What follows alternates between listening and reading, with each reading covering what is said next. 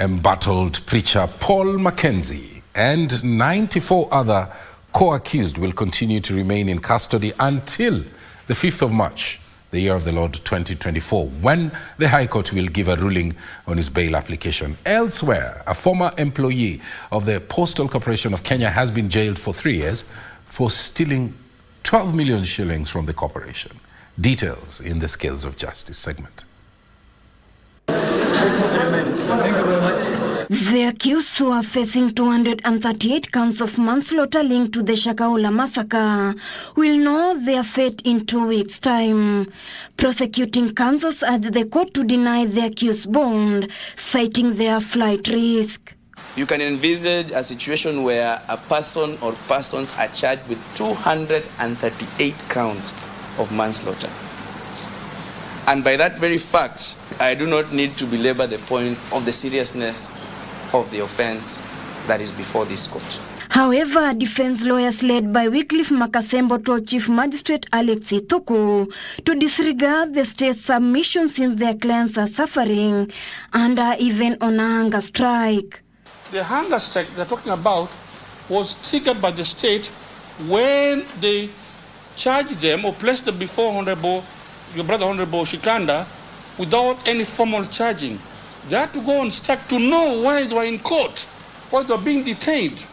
So it is the state that provoked them. The case will be mentioned on 5th March 2024. Meanwhile, Joseph Harris Kipchoge will cool his heels in prison for stealing 12 million shillings from the Postal Corporation of Kenya. The recommendation was that the accused person be given a non-custodial sentence. However, I quick to note that the report is not binding to this court.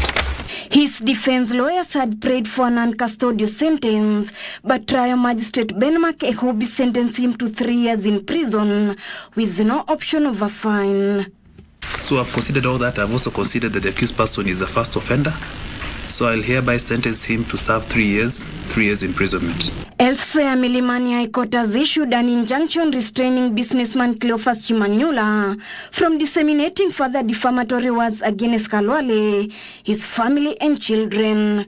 Justice Janet Mulu has further ordered the defamatory suit filed by Senator Boni Kalwale at Milimani against the businessman be transferred to Kakamega High Court. Yesterday, the senator filed a suit demanding a whopping 1.5 billion shillings as compensation arising from the defamation. And a man has been charged for masquerading as an advocate of the High Court of Kenya. Simon Githumbogwa is accused of writing a demand letter for Joseph Maina Mwangi as Winnie Ochwal Advocates and Commissioner for Oaths. On the issue of bail and bond, we ask the court to be guided by the bail and bond policy. Pre-trial is set for 5th March 2024. The accused may be released on bond of 100,000 shillings, eventually of the full amount of cash bail of equivalent amount of 100,000 shillings. Ruth Wamboi for Prime Edition.